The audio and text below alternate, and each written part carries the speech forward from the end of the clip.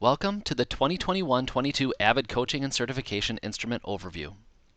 To frame the work today, we will use the following essential question.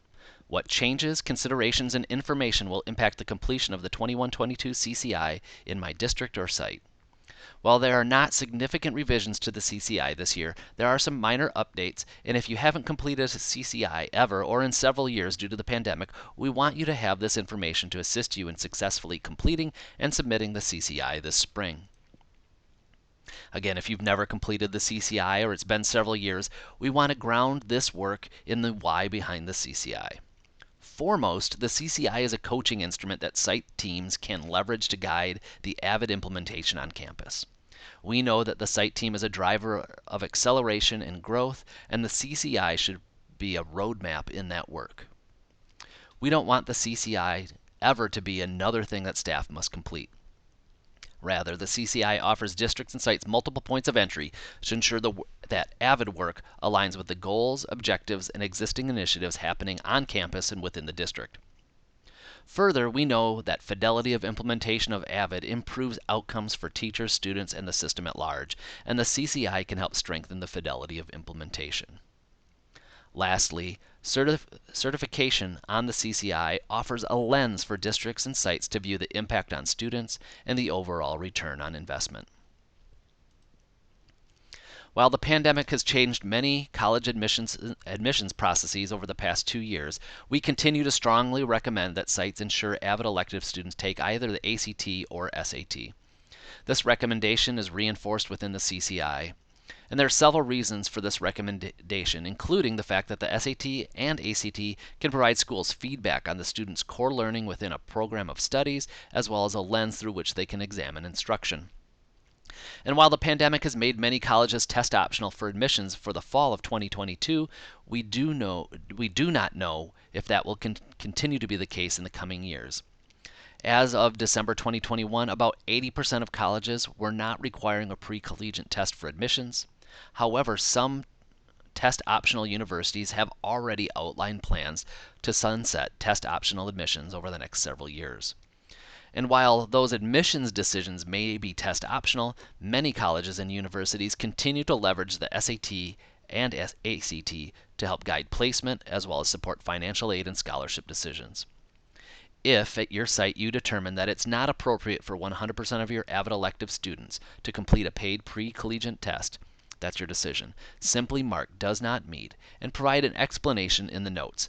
Assuming all other data is submitted, this will not negatively impact your certification level for 22-23.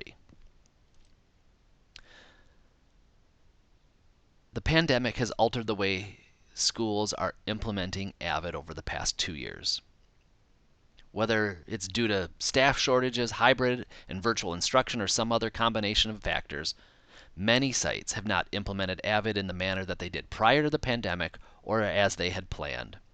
And we want to acknowledge and honor that reality. We fully recognize that schools have struggled over the past couple of years. And at the same time, we also want to better understand the pain points our partners are facing, and the CCI can offer a window into those challenges so we can continue to refine our work to better support you both organizationally and programmatically. As a result, we are fully reinstating the certification submission processes with a caveat.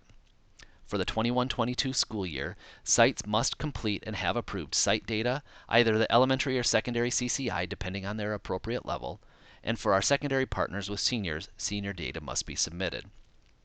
That said, if a site team's current assessment of the level of implementation based on the CCI would result in a lower certification level, AVID will not lower the certification level, and the site will maintain its current level of certification. Let me say that again. Sites should provide an honest assessment of their current level of implementation. If the certification level were to drop, the site will maintain its current level of certification for next year. However, if a site doesn't complete the required elements for certification, data, CCI, and senior data if applicable, then the site will be designated as a non-certified site for the 22-23 school year. While you may already be aware, we want to remind you of the due dates for the certification elements. Site data is due to the district director on February 11th, and the DD will have until mid-June to review and submit that data to AVID Center. Sites will also need to submit their CCIs to the DD by May 20th, and then the DD will have a couple of weeks to review and submit them to AVID Center. Senior data opened in early October. In the event your seniors are on a block or some other non-traditional schedule, they have the opportunity to kind of get that done early. However, seniors have until early June to complete their data and submit it to the elective teacher or site coordinator. The elective teacher or site coordinator then will have until June 17th to review and submit it to AVID Center. This is one certification element that does not filter through the district director. If you have questions about the nuts and bolts of completing any of these elements for certification, please reach out to your AVID program manager. There are a couple of minor changes to the CCI that we'll highlight here and on the next slide. The definition for AVID Center approved national training that can be found on 3 indicators on the secondary CCI and 2 indicators on the elementary CCI now includes both Digital XP and Elevate XP, as well as our face-to-face professional learning options. On the secondary CCI, indicator 2.1.1 reads meets locally and nationally defined selection criteria. This change allows sites and districts to have additional control over identifying students for the AVID elective.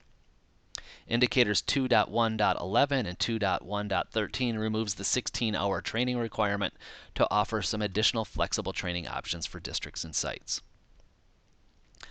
Those are the major and minor revisions to the CCI for this year. Thank you for taking the time to review these updates, considerations, and information pertaining to completing this year's CCI.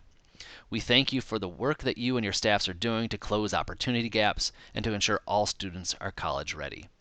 If you have further questions about anything that was discussed in this screencast, please reach out to your AVID program manager. Again, thank you.